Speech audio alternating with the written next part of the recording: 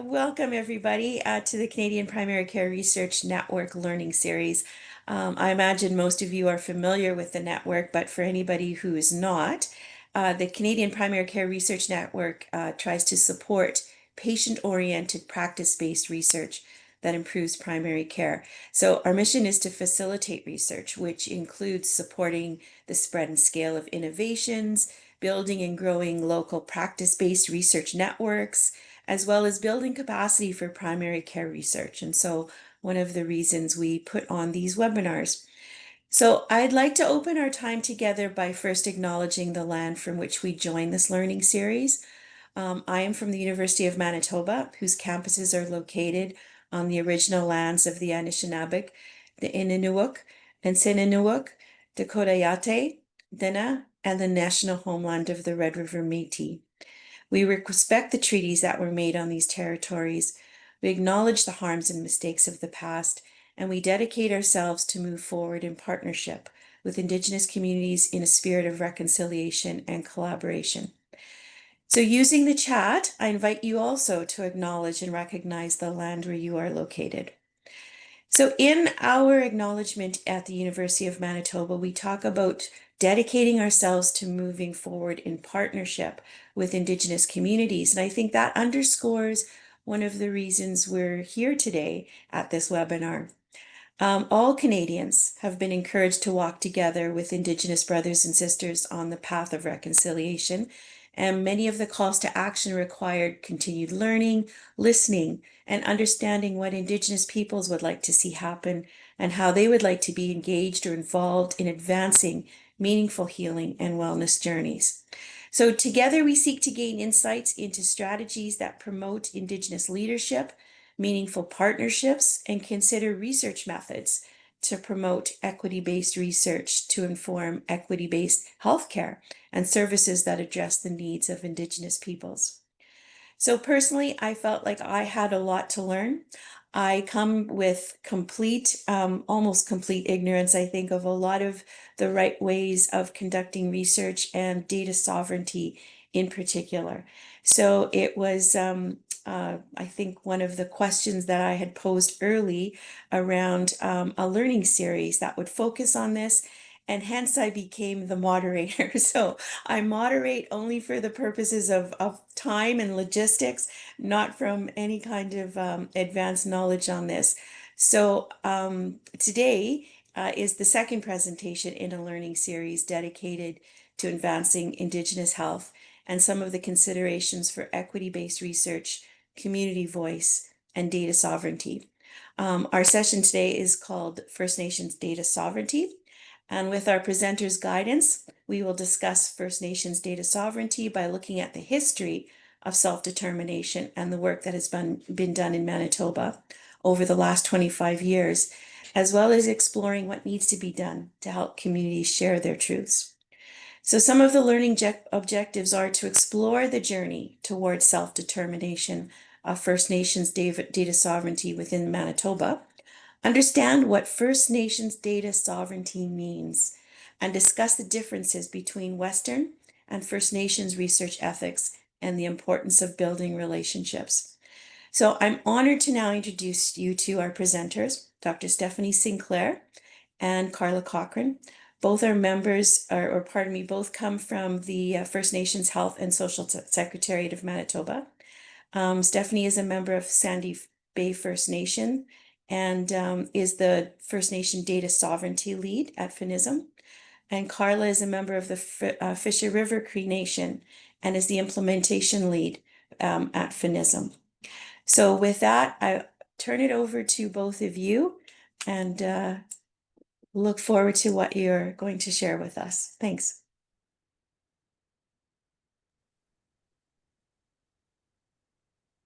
Good afternoon. My name is Stephanie Sinclair. She mentioned I'm from Sandy Bay, and my father's family is from Peguis First Nation.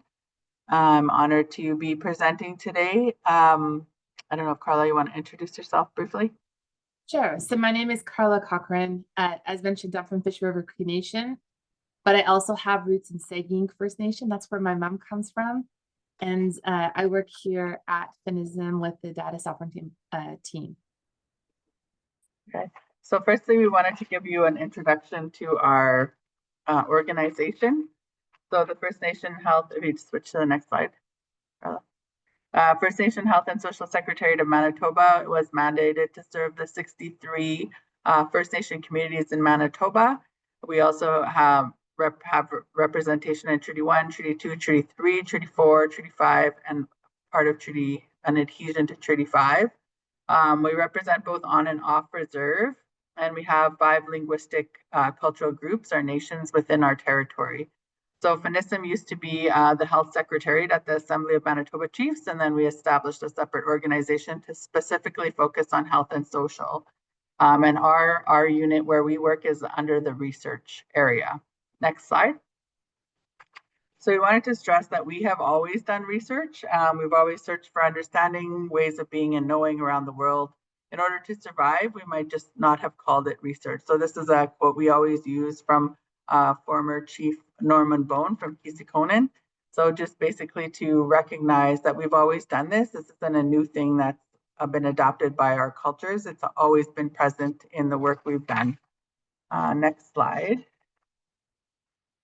So some of the reasons why we have worked in this area of data sovereignty is to be able to tell our own stories in reality. And often cases, there has been limitations and gaps found in data sets that hide our realities. So sometimes there may be Western measures used when you're doing research, or Western frameworks used. So that's one area where it hides our realities.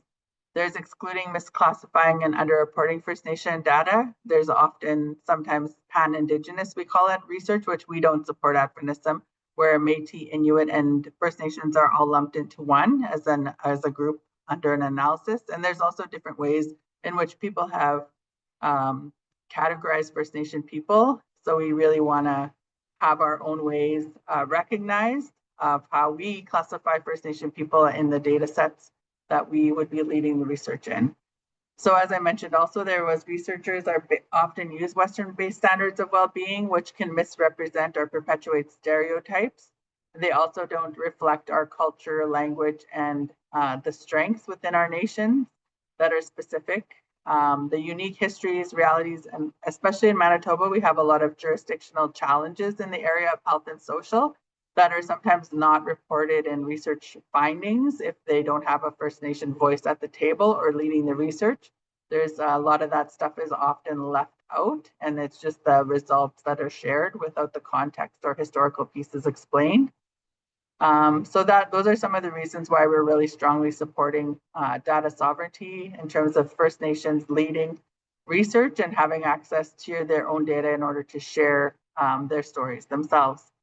So the next slide talks about how do we tell our own stories through data. So we have our research to develop our own research ethics boards. Can you move to the next slide? At the tribal councils and within communities. So for us, we have a research ethics board that's outside the academic institutions, and it has community members. I'm going to share a little bit more about what that is, but it was developed in the early 1900s, as Carla likes to say, to reflect when we started collecting our own data. So just a history lesson. We weren't included on reserve and census data. So there was a survey developed called the First Nation Regional Health Survey to gather our own information about the health and well-being of First Nations who live on reserve. And in order to govern that data, we don't want it to be placed within academic institutions or government agencies. First Nations develop their own research ethics board in order to be able to have say over who has access to that data and how it's used. We have First Nation research centers. We've developed our own surveys based on strength. We've developed regional and national based indicators of well-being. So from our own perspective, what's important to wellness across the lifespan. We want to repatriate existing data sets that communities want to have access to and create surveillance initiatives like we found out in COVID. It's really important for us as nations to have access to reliable, accurate and data at in real time, not a report that looks back, but also be able to have surveillance data. Next slide. So this is another thing we also, why it's important to have our own ethics review body, is to kind of look at some of the differences in the way the research methodologies are used. So First Nation research methodologies often focus on relationship building and having that path of from the beginning. So when you're putting together a research project, to have members of First Nation communities or leadership involved in the beginning and the design of the research project, and to really focus on what the benefits of that research project will be to community. There's often a component of ceremony or spirit that's included when you're looking at health and social issues, especially in the research as well, and connects community with First Nation entities such as HERC. So there's a lot of different things that are kind of different in terms of what's being done, but there's a lot of similarities as well. It's just really about respecting the unique history and the current context, and as well as the leadership of First Nations to know what is needed in their communities. So we'll go to the next slide. This kind of just goes over when our data governance, our data sovereignty journey began. This is how we get mandates, is through resolutions. So when there's an assembly of all the leadership, they pass resolutions on what are some of the priorities they want to work on at the regional level. So that's where these resolutions come from in order to develop HERC, support the, I guess, the mandate to broaden in order to achieve, include social, as well as we have a data governance strategy at the national level to support that and support us to establish a center for excellence in training and education. So that's why we've been doing a lot of these types of presentations, but we also have courses as well that we've been developing in order to promote data sovereignty. Go to the next slide. So this is the Health Information Research Governance Committee. It operates outside the institutional ethics and serves the 63 First Nations. So I want to be really clear that it only has oversight over regional data. So this is often a confusing thing that people will try to come to HERC for if they want to work with one community or a tribal council. We don't have authority or a mandate to review proposals like that unless a community requests it. We could provide advice, but we would never be able to provide an approval or a denial in that case. So it's a gatekeeper for all First Nations data at the regional level. So if you're doing a project in Winnipeg, for example, and you might have data that would be collected that would include some of the 63 First Nations, because we do have a large urban population, it could be from any of the 63, then we would recommend that you go through HERC. Or for anything like child and family services, or justice data, which we know we have an overrepresentation of First Nation people in that data set, we would recommend that those projects also go through HERC. So that it's an advisory body. Those people that are on HERC are appointed by the leadership through the board of FNISM or at the annual general assembly. It offers guidance to researchers carried out on a regional basis and reviews application from First Nation and academic researchers or consultants that are working with regional data. And we have 4 principles of respectful research that have been passed by leadership. They're included in our bylaws, and they've been around for quite a while. So the first is free, prior, informed consent at the collective and individual basis. So if you're working with a specific community, it's recommended you get a band council resolution, which is their leadership and that community endorsing that they want to be involved in this project, or a letter of support. But a band council resolution is really the standard, I would say, because it does show that the leadership in that community, so the chief and council, are aware of the project and they do support going in. And then individual consent of all those that you're interviewing or getting a survey from. The research project has to have benefit to First Nation community. So it has to have some kind of tangible benefit, not just saying it might change policy in the future, but something like maybe there's a research associate in the community, there's training for community members to use the data, there's information that's provided back to the community in a usable way, like not an academic paper, but something that they can use in proposal writing or a report that they want to share within their own community. So those are just some examples of what a benefit to community could look like. First Nations ethical principles. So this one is basically saying that each community is different, whether they're the same nation or not. So for example, if you have two Cree communities, they might have a different way of working within their own structures of how you access, I guess, what's the protocol within that community. If you use tobacco, if you talk to the elders first, how do you engage youth, they might have processes already. So that's really recognizing what's happening in communities and taking a lead from the community members on how to implement your project. And then obviously most people are aware of OCAP, ownership, control, access, and possession of the data that comes out of that project. So next slide. This one just talks about the journey. So as I mentioned, we started in 1996 with the establishment of the Regional Health Survey. It started off as a steering committee, but it has evolved over the years. As we gained more, we started off with the implementation of OCAP, and then principles were added, as you can see, as the years went by, and there was more involvement and leadership in the area of research. So now we have expanded, because we have been getting a lot of requests for child and family services and other social, like housing. So now we have expanded the scope of the leadership of the HERC committee to review those types of research projects. And we have expertise from those different areas on HERC. So can move to the next slide. So some of the highlights of our journey would be the Regional Health Survey pilot, which I mentioned. We had an elders gathering from 5 languages, consensus regarding what research is and how it can be carried out ethically and effectively in 2004. We've had indicators developed at the regional level, so not just looking at illness, but what is the health encompass. So it does include things like language, connection to land and water, continual learning, whether that be Western or non-Western based. So there's different indicators that were developed and questions that were developed that can be used in surveys to look at wellness from a First Nation holistic perspective. We've had various iterations of the Regional Health Survey. We've had an early childhood and employment survey that's been done, and we're working on another survey. So those surveys come from a national level, so they're done all across Canada. But in Manitoba, FNISM is the one who leads the survey implementation here. Carla used to have that job, or you'd work with the communities to get BCRs, train community data collectors, and then work with the national office to kind of roll up that information. And then we provide a regional report, and there's a national report.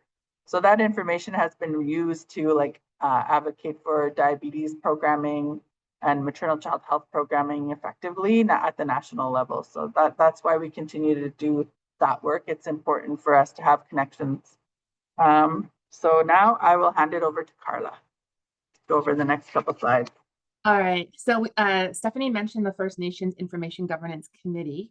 So if you can imagine the national body, all those entities that you see on the map, those feed up into that national body. So there was a strategy developed where they went around from region to region, and they got feedback information, and they had gatherings where they started to develop this about data sovereignty and what the vision and path forward was.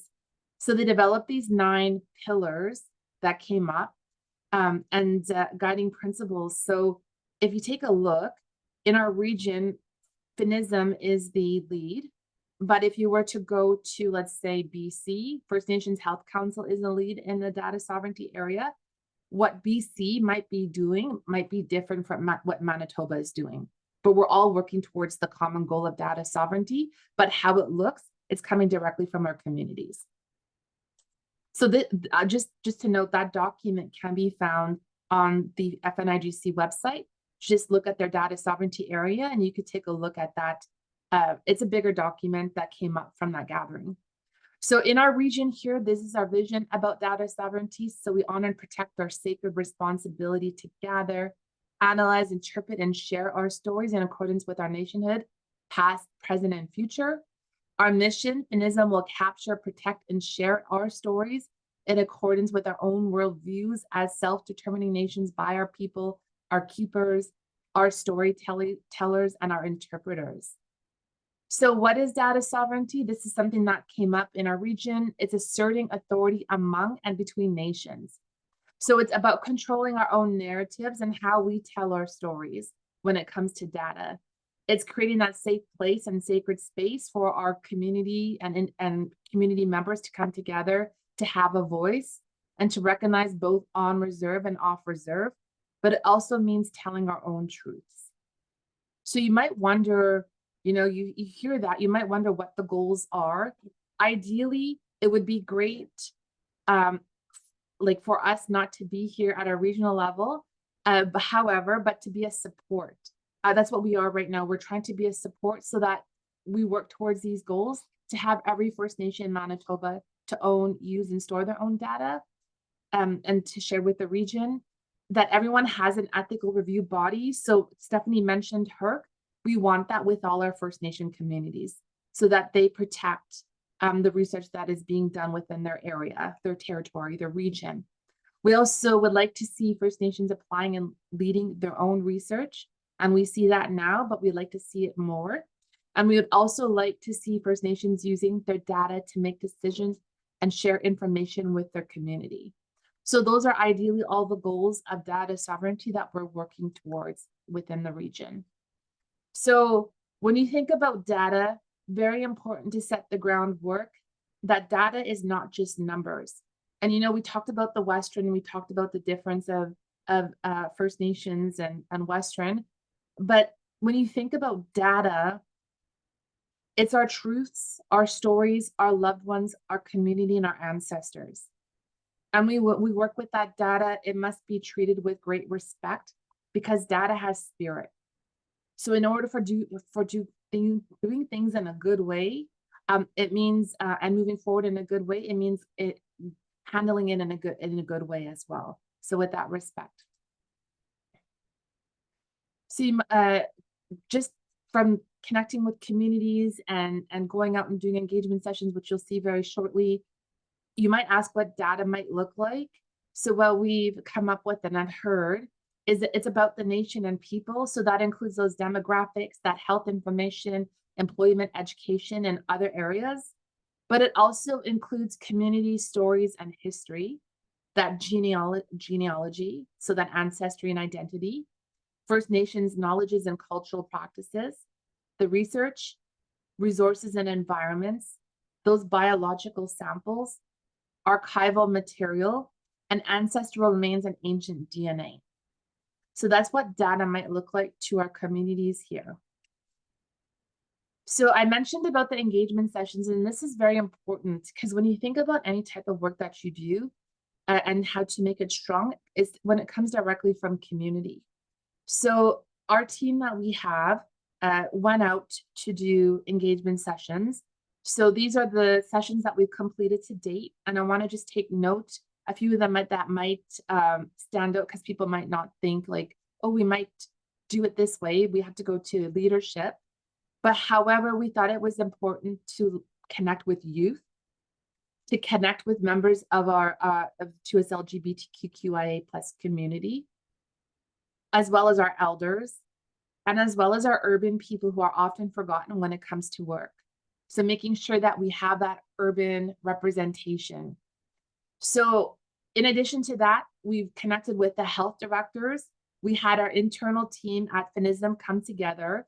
We focused on specific areas that have been identified, so end homelessness, Head Start and daycare directors. We had mental health, MMIW G2S+, early learning and child care, and the government. So if you take a look, we've already done one session with the government of Manitoba, and we have a session coming up to go through it, but we're also doing one with the government of federal government. And then we have started doing stuff with tribal councils, but we're continuing that work. And other areas that we want to connect with are CFS and Jordan's principle. So one thing I want to note is like the provincial government, it's amazing that we were able to take part and to do this work with the provincial government. We're very thankful for that, to do the engagement session, because that's not probably something that you would have heard about a few years back. So just to recognize, and then of course, what have come out of these engagement sessions on the right side here, you'll see the turtle, is just the talk about data security, the data being returned, the data governance, but also interpretation reporting, First Nations defined health priorities and an emphasis on First Nations defined, our traditional ways of wellness, healthcare access and rematriation of care, and data analytics. So those are the items that have come up with the engagement session.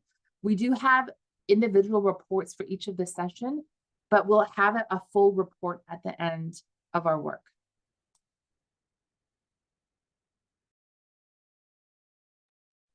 As we mentioned earlier, we have developed nation-based indicators of well-being. So at the regional level, we developed, those are the indicators right there: quality of life, independence and interdependence, governance, economic development, lands, waters, environment, and identity, language, housing, and lifelong learning. So those are some of the indicators that came through regional discussions. But there was interest by communities to develop their own. So through a project that I led in the area of Indigenous doulas, there was a project that we submitted for to look at the long-term impacts of having culture and wellness from the time of birth, and how does that look at impacts long-term on their health and well-being. But we just didn't want to measure like chronic disease. We wanted to look at all the different things from each nation's what does wellness look like across the lifespan, and what we measure in these children as they grow in terms of health and wellness. So those were developed with Cree and Blackfoot communities. So we had a partnership with the Blackfoot Confederacy in Alberta, and then we had some Cree communities in Manitoba that worked on that jointly.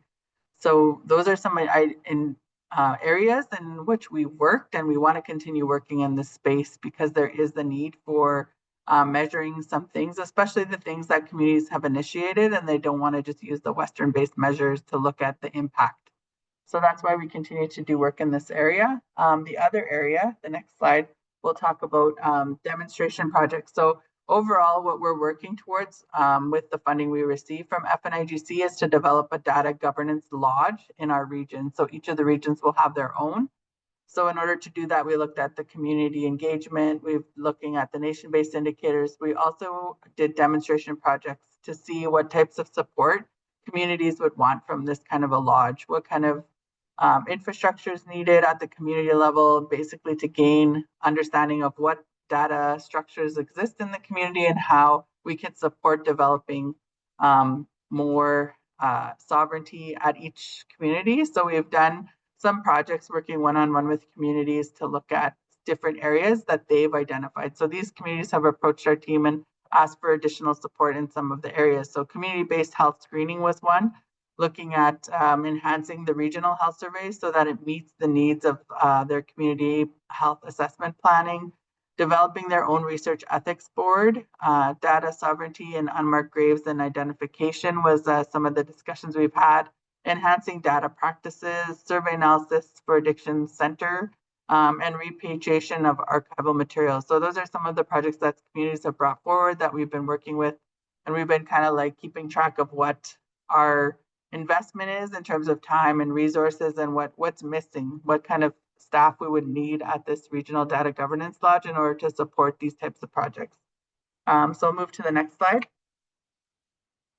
Some of the other ongoing projects that we have that are kind of connected in with our data sovereignty work is the First Nation Regional Data Center. So creating some pathways to repatriate some health data that's collected or held by outside entities. So what does that look like in terms of returning data to a central location where it can be utilized more readily by First Nation communities, and also returning data to individual communities where it's available. So really looking at what's out there. So we have a student that's doing an environmental scan of, and also when we're talking with the federal and provincial governments, we're asking what kind of data do they collect, and do they have a process already in place where they can send data to communities directly when they request it. But we're also looking at biobanking feasibility study to identify community priorities, or what would be some of the cultural protocols that would be required at the regional level when they do review research projects that have a biobanking or genomic aspect to them. There's also another similar project looking at Act Consortium, which looks at guidelines for First Nations involvement in clinical trials. So those two areas, there's a lack of involvement in biobanking and genomic research and clinical trials. So how can we improve people to be comfortable to be involved in those areas, but also have protection for people and the data that comes out of that? So those are some of the discussions, and those conversations happen in with HERC. And then the nation-based indicator work. So we're working on expanding that work into other nations within our region by developing a process of how that can be done, sharing what was done in the original project and what can be expanded on, or how these nation-based indicators can be used. So next slide is Carla. And then so we've developed training. As mentioned, we want to support communities on this journey. So these are some of the areas that were identified that have come up with working with the demonstration projects, but we have intro to research basics. It goes through about how, if someone comes into community, what are the steps to take, what are the things to question, how to set it up, what are some of the things that you should be looking at. We also have intro to research methods, qualitative, quantitative, Indigenous research, the First Nations Manitoba research ethics that Stephanie mentioned, the 4, how to develop a survey, what are some of the things that you want to look at in training and community, data 101, basics of data, establishing respectful First Nations research relationships with First Nations. That's the one I was talking about before, but intro to research and data sharing agreements. And of course, we're always looking at developing things as they come up. So if someone says, hey, we want this, that's what we'll do.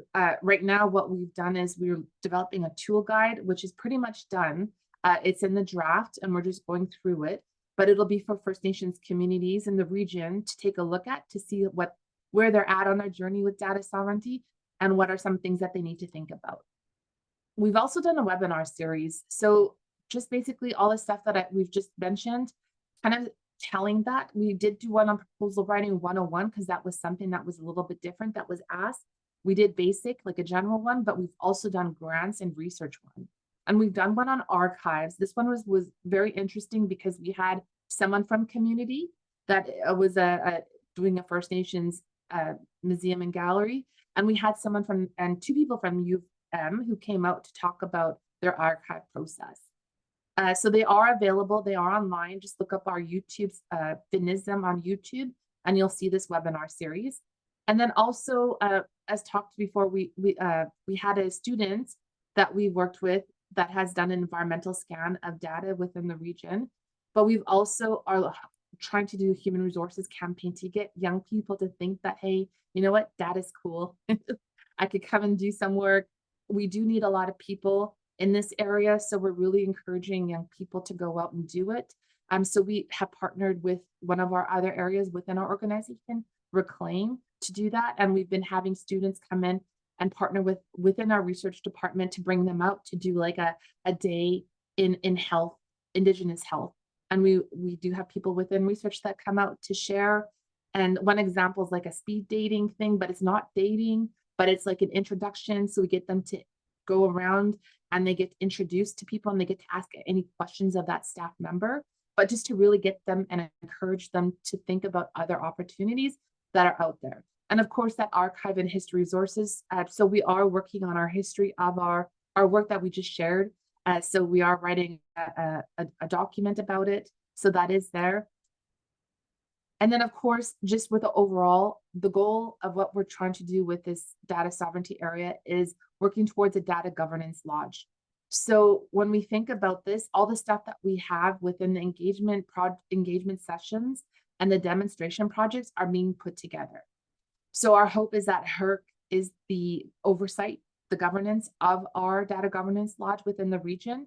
And it would be kind of similar to what FNAGC has on a national level. Ours, we're hoping that we're just there as a support. So data governance support, providing that training and education, helping with research and analyzing and reporting, and then custom tools and infrastructure development. So we've been working very closely with our ITE health area within Finism to kind of help us out, because there are some things that are beyond our scope of work, and that people have expertise and technical that we don't know. So we're bringing them on board, and they've been helping us out with some of our areas.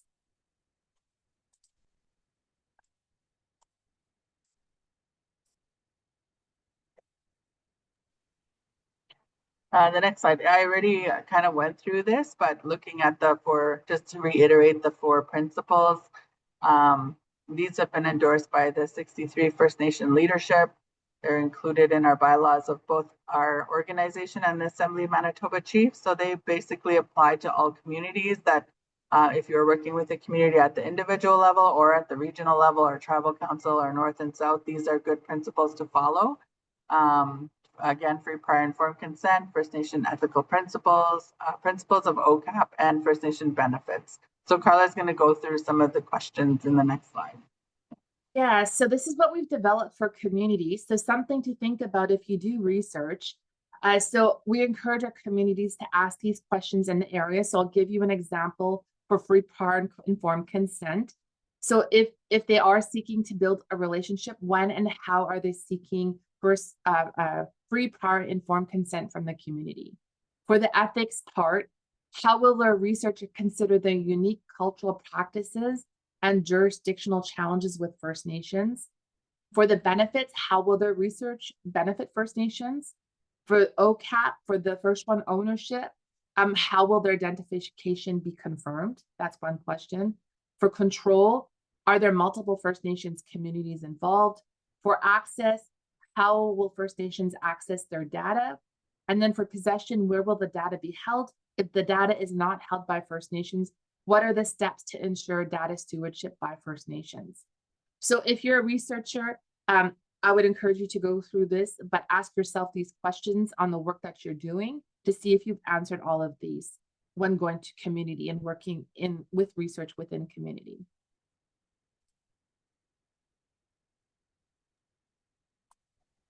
And the last slide we have is basically for you to think about how you can support First Nation data sovereignty in the work that you're doing, whether it's as a researcher, as an academic, and as a person who works in the government role. How can you support these principles and the ongoing work of First Nation to lead, tell their own stories, and have access, control, ownership over their own information? So do we want to, maybe you could put some ideas in the chat, or we can open it up for discussion. And then this is our contact information. So this is the phone number, but the email goes to like all of our team that work in the area of data sovereignty. So, oh, go ahead. So there is a question here. Okay, so the question is, in my experience, when a project involves university researchers, university ethics committees are concerned about the anonymity, of research subjects' data, which can restrict communities' recognition of data ownership. Have you experienced these type of issues and how do you address them? I think there's some standards already about like how you can work with communities about protecting the people's anonymity. I can't say it, but their identity, right? So like for us, there's a standard we have in communities where we wouldn't report cells under a 5 in a survey. That's just our general standard. But we also have to work with common sense, right? If it's a very specific thing that people might be able to identify a person, I would say you work with the communities to come up with standards, and that those would override university ethics in terms of the governance of that data if you're going to share it back. Because otherwise, why would a community participate in a research project if they don't have access to the information? That would be my answer. I don't know about you, Carla. Do you have some further thoughts on that one? Don't. Is there any other questions that you might have that were out there during the presentation? I was going to say too, feel free to raise your hand as well. We can take some questions orally as well as in the chat.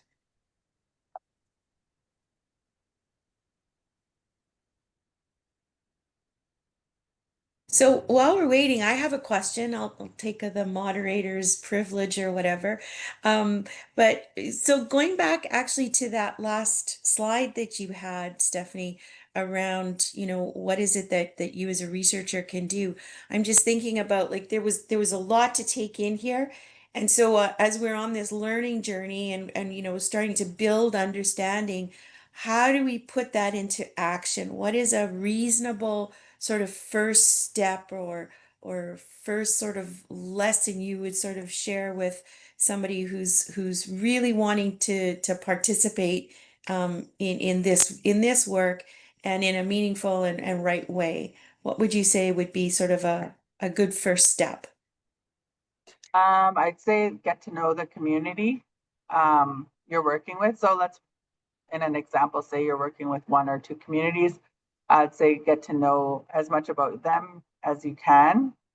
Make a connection and build the relationship. A lot of times I know the grants don't allow for people to have that time built into a grant, or like say a dissertation or any kind of research. There does require that beginning period where you get to know one another, build that trust, and establish the relationship moving forward so that you can understand what are some of the concerns of the community and how can you put that into your research project, right? Because I find a lot of times researchers want to do research on something they think is really groundbreaking, but the community already knows that information. And maybe it is helpful to have that as like, oh, we have data to support what we've been saying. But maybe it's not. Maybe they want to do some research on like what is the solution that could fix that problem or that issue, or what is the strength-based solution we already are doing, and we want to get data that shows that this is working. So I'd say like the most important thing is to get to know the community and build that relationship as a starting point. There's a lot of learning opportunities available. I'd say we have training that's available at the regional level if you're interested in learning more about certain things. Carla, do you have any? One of the biggest things that we often hear is people do research in community, but they don't go to community. So how can they do research properly if they're not having that experience? So if you can build it in somehow, some way into like, after the visiting and after establishing that relationship, is to build in opportunities for you to actually visit and to go out. Because that gives you a different viewpoint, but also to think about building that capacity within community. So when we talked about benefits, it's like having that advisory committee from community, but also having that data analyst, maybe training someone to be a data analyst from community. And I always say this because there was a person that I had a chance to visit someone that said, you can have a Maori data analyst or a data analyst who's Maori. And the difference is like one happens to be a data analyst who happens to be Maori, and the other one has actually lived the life and experienced the life and knows it.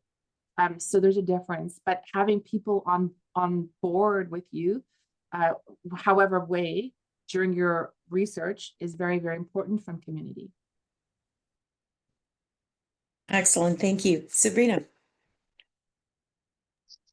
Yeah, thank you very much for your presentation and leading this learning series. It's super awesome. I'm wondering from sort of a pan-Canadian research network point of view, how do we encourage further collaboration and strengthening so that research can be accomplished to meet the needs of First Nation communities. And so one is, establishing relationships with communities, and you've talked a lot about that. And I'm wondering about sort of the next level, right? So, yeah, I don't know if that makes sense. Yeah, like, is there a way to work with? Is it the hers or like in Manitoba, sort of at the level that you're working at, or is it really your suggestions are you need to work specifically with specific communities? So it's more that I'm trying to figure out where are their needs with First Nations communities, and how can we make sure that we're steering our research into those communities so that there could be partnerships so that it's benefiting the needs of First Nations. rather than researchers saying, I have this great idea and this is what I want to do. It's more, you have obviously a overall picture of, okay, these are communities that and nations, and these are needs that we need to have met, and how can we influence the kind of work that's going on in the research community in primary care, if that makes any sense. Yes, it does.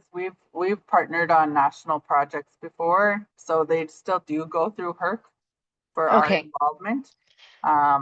But there is like national organizations as well that work.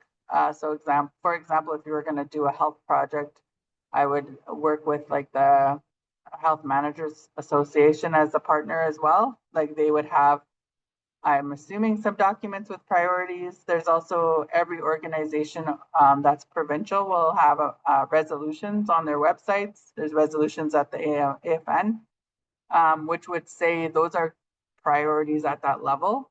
So, and then getting people involved that are interested in doing the research. So that's often a thing that researchers struggle with too, is how to keep people engaged, right? So if it's an important project, then people will stay engaged. So if your project is, if the people are falling off that you want to be working with, then you have to kind of look at, well, what are we focusing on? What are the, like people making meaningful meetings. So maybe they don't need to be at the budget, like, or the meetings that talk about logistical things that are not really that they would be involved in, but the priority setting, the analysis of the data, how questions are asked, how community consent is obtained. Those are important things that community needs to be involved in. And you're also recognizing in a national project that you're not going to have the same protocol all across Canada when working with First Nation communities, because there's so many different groups and languages, and priorities are different based also on the relationship, because health is a provincially the way it's rolled out, right? So every province has different ways in which primary health care is accessed for First Nations and for non-First Nations, and then how those systems interact with one another is different in each province. So you would need to have support from every province in terms of like First Nation leadership in order to be able to accurately share the context of what's happening. That's my advice. Carla, do you have any advice? The one advice that I do have is, like, if you are looking at Indigenous based, because we talked about in the beginning how we don't do pan-Indigenous, just because within the region we really respect our Inuit brothers and sisters, and as well as our Métis brothers and sisters. So we all have our path and we all do things a little bit differently. But I would really encourage is, if you are doing an Indigenous approach, is that you ensure that you do have representation from those three groups. So you do have Métis representation, you do have First Nations representation, and you also have the Métis representation. So important to ensure that it is that you do have that representation at that level. That's all I wanted to add.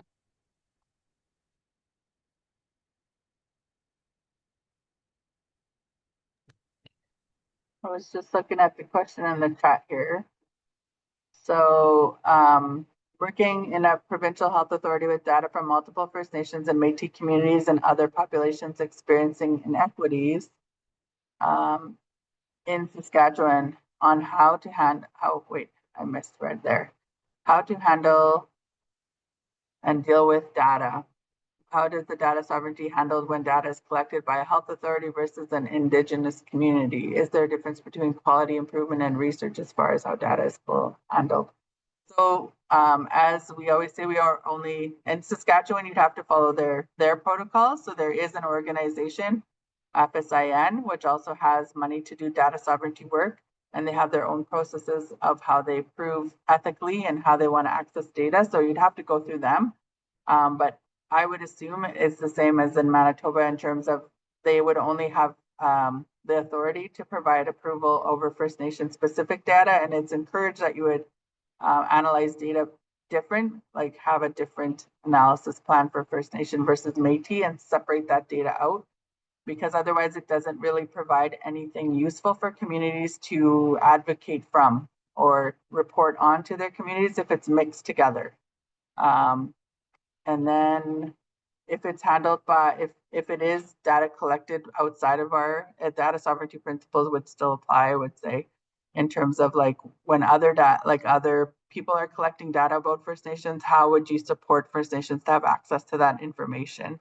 And I think if you really want to involve First Nations in all of it, it does become a stronger project, and it's more able to showcase the true, like the context and the history and the things that might not be thought of by people working in different systems, because a lot of times systems are designed to protect the system, right? So if you're not really looking at it from a critical or inclusive or strength-based approach of things from a cultural context, you might miss some important questions that could be analyzed, or the way data is analyzed.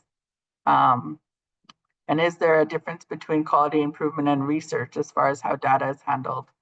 I think it depends if it's a research project. Like a lot of the data we have that people use in Manitoba is the Manitoba Center for Health Policy data, which is administrative data, which I would say they probably use it for quality improvement, but researchers also have access to apply to use that information. So I don't know what the setup is in Saskatchewan, but if it is, people are able to access that data other than just using it for quality control, then I'd say it's research data as well, right? Carla, do you have any thoughts? I don't. I'm just agreeing with you here, nodding my head.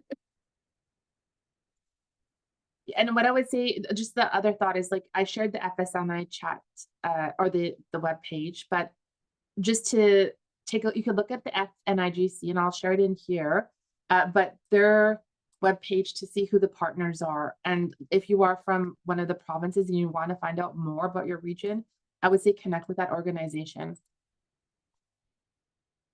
And I'll put FNIGC. That's their web page.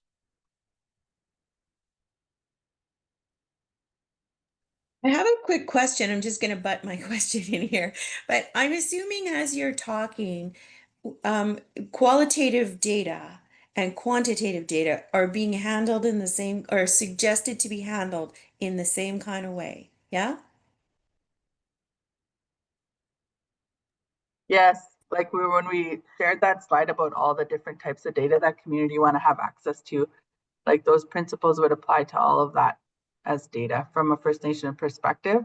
So yeah, qualitative data, we do have research projects where we do qualitative data, or interviews have been done, and we do analyze them separate for First Nations, Métis and Inuit, because the experiences are different. The relationship with the provinces are different. The relationship with the federal government is different, and the policies and practices around what they experience within a health and social system would be different. So I think it's important to separate that out, specifically if you want it to be usable for communities to use it to advocate or to report to their communities, this is where we're at, or this is what this research project has shown.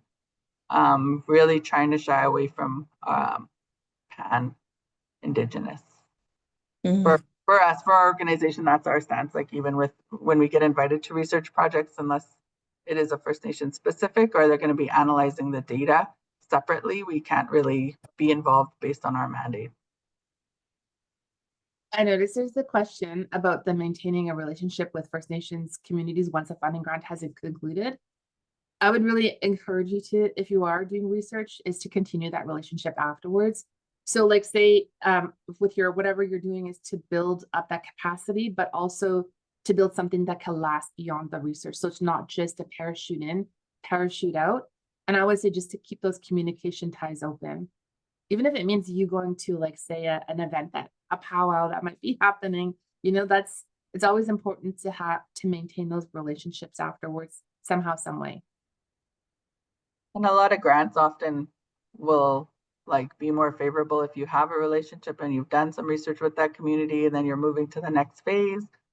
So I'm sure like if the research and the relationship was good, communities might be interested and say like, oh, we want to do research in this. We want to further build on this and add to this research relationship, or maybe they want to do a program development and they ask for, you know, your support in terms of writing, or, you know, there's a lot of opportunities and ways you can keep connected to communities.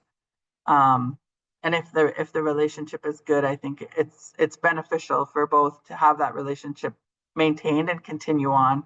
There's always more work to do. I think we may need to sort of wrap up here. Just, I see some people are already dropping off. I just had one quick question. You talked about a few different trainings that you had developed. Are those open to anybody, or am I opening a can of worms? Is there capacity to have anybody attend? Yeah, we do have open ones. Like our stuff is very specific to Manitoba based. Some of it could probably be national, but mostly like if there was people from other provinces that wanted to take training, I would encourage them to go through that FNIGC and find out who the partner is in their community. Because I'm pretty sure all the regions are doing capacity development. So I think, yeah, like we do have capacity. We're talking about different ways in which we can develop training. Right now, we've been just doing things as we've been invited to do a presentation or invited to do a training for a certain group of people, kind of customizing it. But we're thinking maybe we might start um, scheduling regular trainings and then just having like a fee for some people to attend, you know. So we're working on it as we're growing and as we're meeting different needs of different organizations. So yes, just you And, can connect with us. Yeah, and then one thing I'll just add is we just had a First Nations Research and Data Sovereignty conference that was like really well attended. I never knew that many people would be interested. But it shocked us like how many people stayed in the beginning till the end that were interested in the area. So there is a need. Okay, well, we'll have to wrap it up there because we've only got 2 minutes left, but a big thank you to both of you, Carla and Stephanie. I know you have spent a lot of time and it showed going into this work, developing it and getting the word out to many people. So thank you for sharing with us here today. I did want to just open this up to Manuela for a moment. A few people have been asking about the availability of this presentation. So Manuela, do you want to weigh in here real Yeah. quick? Yes, sorry. So just to confirm that I'll ask Carla and Stephanie if it's okay to get that presentation, and then we'll post the recording to YouTube and on our website. In probably in a couple days it'll be up. And I can put the website in the chat. It's the CPCRN website. Great. Okay. Yeah, again, Carla and Stephanie, thank you so much. This was just dipping our toe, I think, in the water of what we need to know, but super helpful. And just a reminder, June 25th, we have the final session of this series, which will be done by Dr. Lyndon Croshew and joined by Dr. Salim Samanani and Tyler White from Okaki Health Intelligence in Alberta. They're going to be providing their presentation entitled Making Wise Choices, Community Engaged Data Governance Lessons for Primary Care Research. I think also that registration link is going to be posted. Yeah, there it is. It's in the chat. So hopefully we can continue the conversation with others at the end of June. So thank you again. A big thank you to our presenters, and thanks to all of you for attending today. Have a good day. Bye for now. You.